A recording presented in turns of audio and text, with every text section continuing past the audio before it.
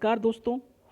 आज के इस वीडियो में मैं एक जनरल साइंस की सीरीज में बायोलॉजी स्टार्ट कर रहा हूं। और दोस्तों, मैं बायोलॉजी में सारे आपके जितने भी क्वेश्चंस आपके एग्ज़ाम पॉइंट ऑफ व्यू से इम्पोर्टेंट हैं, जो कि आते हैं हर साल किसी ना किसी एग्ज़ाम में, दोस्तों मैं उनको ही सेलेक्ट करके मैं आपके लिए लेके आया हूं। तो दोस्तों, आज की इस वीडियो में मैं विटामिन्स के क्वेश्चन करूंगा। उसके बाद दोस्तों, आने वाले इस वीडियो सीरीज में मैं सारे जितने भी टॉपिक बायोलॉजी में होते हैं सारे कवर करूंगा और आपके लिए इम्पोर्टेंट क्वेश्चन आपके लिए लेके आऊँगा। तो दोस्तों, आज के लिए शुरुआत करते हैं विटामिन के क्वेश्चन से। और दोस्तों, इसमें जो भी क्वेश्चन हैं सब इम्पोर्टेंट हैं आपके एग्ज़ाम के लिए। इसमें ऐसा फालतू क्वेश्चन मैंने नहीं रखे हैं जो कि आपके लिए इम्पोर्टेंट ना हो। तो दोस्तों, चलिए मैं शुरू करता हूँ वीडियो को। दोस्तों, सबसे पहले हमारा जो पहला क्वेश्चन है आपके सामने आपको दिख रहा होगा कि गाजर किस विटामिन का समृद्ध स्रोत है। तो दोस्तों, गाजर जो है विटामिन ए का समृद्ध स्रोत है, क्योंकि दोस्तों विटामिन ए उसी में पाया जाता है जिसमें बीटा कैरोटीन होता है।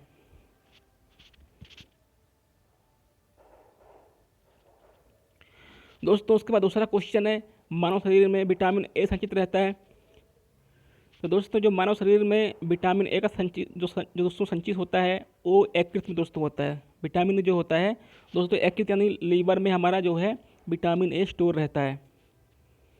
उसके बाद दोस्तों बात आती है थायमिन है। दोस्तों, थायमिन क्या है? थायमिन एक दोस्तों क्या है? विटामिन है जो कि विटामिन बी के नाम से जाना जाता है। दोस्तों, चलते हैं अगले प्रश्न पे। अगला प्रश्न है, जिस विटामिन में कोबाल्ट होता है वह है क्या? दोस्तों, जिस विटामिन में कोबाल्ट होता है वह भी विटामिन है और उसे B12 के नाम से विटामिन B12 के नाम से जानते हैं। दोस्तों, इसमें जो है कोबाल्ट होता है। उसके बाद अगला प्रश्न आता है, बच्चों में अंगों की अस्थियां मुड़ जाती हैं, यदि कमी है किसकी? यानी दोस्तों, अगर बच्चों में जो है विटामिन डी की कमी रहेगी तो उनकी जो है हड्डियाँ वो मुड़ने लगती हैं। उनकी जो पैर की हड्डियाँ, हाथ की हड्डियाँ हैं, जिसे दोस्तों रिकेट्स की बीमारी भी कहते हैं। रिकेट्स के नाम से भी जाना जाता है कि विटामिन डी की कमी से बच्चों में रिकेट्स की बीमारी हो जाती है। दोस्तों, विटामिन डी की कमी से ही होती है। अब दोस्तों आती है बात, विटामिन B2 का अन्य नाम क्या है? तो दोस्तों, विटामिन B2 का अन्य नाम जो है वो है राइबोफ्लेविन। यानी विटामिन B2 को राइबोफ्लेविन के नाम से भी जानते हैं। अगर आपके एग्जाम में ऐसा कुछ है तो आपको राइबोफ्लेविन पे ही टिक करना है। दोस्तों, अब बात करते हैं अगले प्रश्न की। एक कठोर परिश्रम करने वाले पुरुष की दैनिक ऊर्जा की आवश्यकता होती है कितनी? तो दोस्तों, अगर जो पुरुष है अगर वो प्रतिदिन अपनी कोई काम करता है तो उसको दैनिक ऊर्जा जो है दोस्तों, यानी जो उसको जो एनर्जी की आवश्यकता होती है वो 400 किलो कैलोरी की दोस्तों ऊर्जा की आवश्यकता उसको होती है, पुरुष को। अब बात करते हैं अगला प्रश्न जो कि विटामिन से संबंधित है। साइनोकोबाल्मिन है विटामिन जो खट्टे फलों में पाया जाता है तथा चर्म को स्वस्थ रखने के लिए जरूरी हो जाता है। तो दोस्तों, साइनोकोबाल्मिन विटामिन सी है। दोस्तों, विटामिन सी को साइनोकोबाल्मिन के नाम से भी जानते हैं, जो कि खट्टे फलों में पाया जाता है तथा इससे चर्म को यानी आपकी त्वचा को स्वस्थ रखने में सहायता मिलती है। दोस्तों, विटामिन सी कमी से दोस्तों विटामिन सी को जो है एस्कॉर्बिक एसिड के नाम से भी जानते हैं। अब दोस्तों चलते हैं अगले प्रश्न पे। विटामिन सी का सबसे उत्तम स्रोत क्या है? दोस्तों, विटामिन सी का सबसे अच्छा स्रोत आंवला होता है।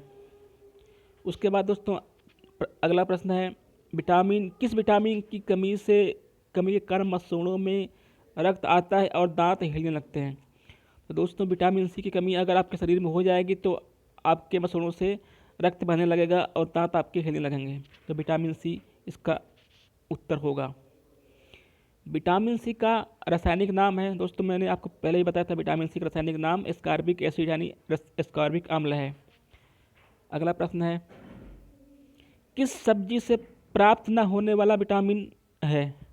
किसी सब्जी से प्राप्त ना होने वाला विटामिन है दोस्तों। ऐसा कौन सा विटामिन जो किसी सब्जी से प्राप्त नहीं होता, उसका प्राप्त होने का स्रोत कुछ और है? दोस्तों विटामिन डी है।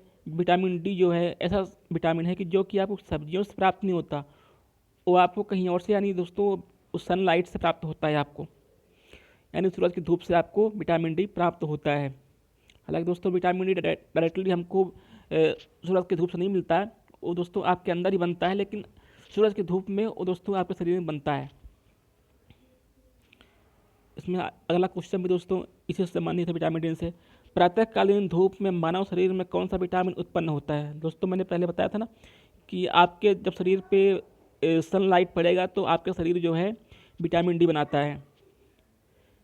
तो दोस्तों विटामिन डी जो है प्रातःकालीन धूप में मानव शरीर में विटामिन डी उत्पन्न करता है। अब दोस्तों बात करते हैं अगले प्रश्न की। मछलियों के यकृत के तेल में किसकी प्रचुरता होती है? तो दोस्तों मछलियाँ जो होती हैं उनके जो यकृत में यानी लीवर में विटामिन डी की बहुत ही प्रचुर मात्रा होती है। यानी मछलियों का जो यकृत होती है इसको कॉड लीवर ऑयल भी बोलते हैं दोस्तों, विटामिन डी का स्रोत होता है। उसके बाद दोस्तों बात करते हैं दोस्तों विटामिन डी जो है, एक मछली होती है कॉड, उसके लीवर से भी जो उसका तेल बनता है कॉड लीवर ऑयल जिसको बोलते हैं, आपने देखा होगा मार्केट में। और कॉड नाम की मछली के यकृत से बनाया जाता है।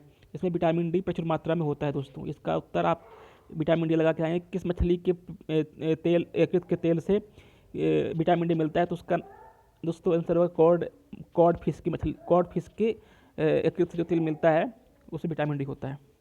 दोस्तों अगला प्रश्न है, विटामिन डी के सर्जन में क्या पाया जाता है?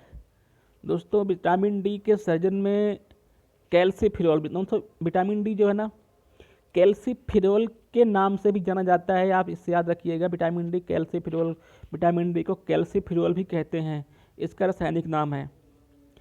दोस्तों अगला प्रश्न है, विटामिन ई विशेषता किसके लिए महत्वपूर्ण है?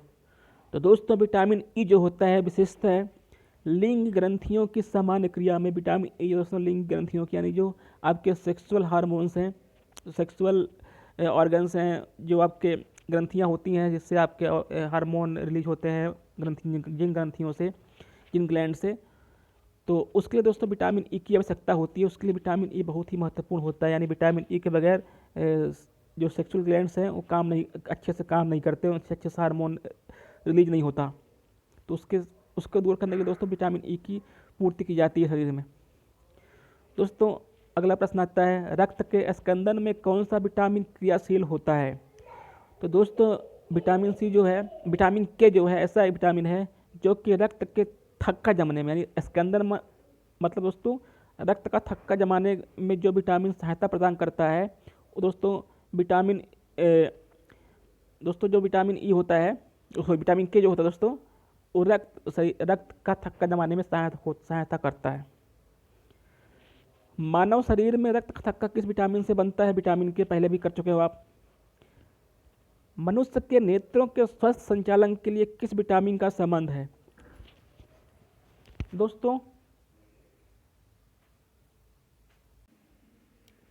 अब दोस्तों आता है अगला प्रश्न कि मनुष्य के नेत्रों के स्वस्थ संचालन के लिए किस विटामिन का संबंध है? तो दोस्तों विटामिन ए जो है मनुष्य के जो नेत्रों के स्वस्थ संचालन के लिए जब आप देह होते हैं दोस्तों विटामिन ए की कमी से नेत्र रोग हो जाते हैं, जैसे कि जिसको दोस्तों नाइट ब्लाइंडनेस बोलते हैं यानी रतौंधी बोलते हैं, विटामिन ए की कमी से होता है दोस्तों। उसके बाद अगला क्वेश्चन है, कौन सा विटामिन पानी में घुलनशील है? तो दोस्तों विटामिन बी जो होता है, विटामिन बी में जितने भी विटामिन होते हैं B1 B2 B3, ये सारे दोस्तों जो विटामिन जो है ना, विटामिन बी के जितने भी जितने तरह के विटामिन बी होते हैं वो सारे पानी में घुलनशील होते हैं। अब दोस्तों बात करते हैं कि विटामिन ए की कमी से कारण होने, अगला क्वेश्चन है विटामिन ए की कमी के कारण होता है नाइट ब्लाइंडनेस, इसको दोस्तों मैंने पहले ही आपको बता दिया है। विटामिन ए की कमी से नाइट ब्लाइंडनेस यानी रतौंधी होती है। अगला दोस्तों क्वेश्चन है, छिली हुई सब्जियों को धोने से कौन सा विटामिन निकल जाता है? तो दोस्तों छिली हुई सब्जियों को धोने से विटामिन सी निकल जाता है। और दोस्तों विटामिन सी एक तरीका और भी है जिससे वो मतलब विटामिन सी ख़त्म हो जाता है। अगर आप विटामिन सी दोस्तों गर्म करने पे भी ख़त्म हो जाता है। और छिली हुई सब्जियों को धोने से भी विटामिन सी जो है ख़त्म हो जाता है। और दोस्तों अब बात करते हैं अगला प्रश्न क्या चलते हैं।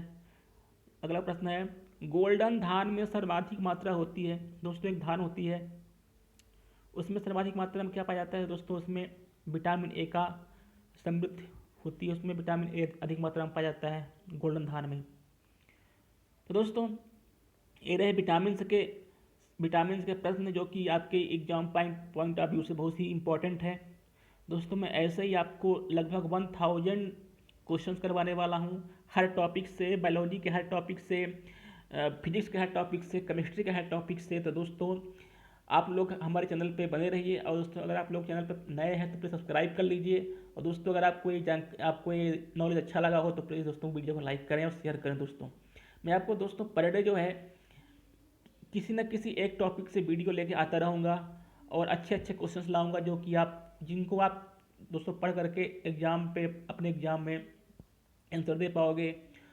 तो दोस्तों धन्यवाद वीडियो वॉच करने के लिए। फिर मिलता हूँ एक नए टॉपिक के साथ एक नई वीडियो में। धन्यवाद दोस्तों।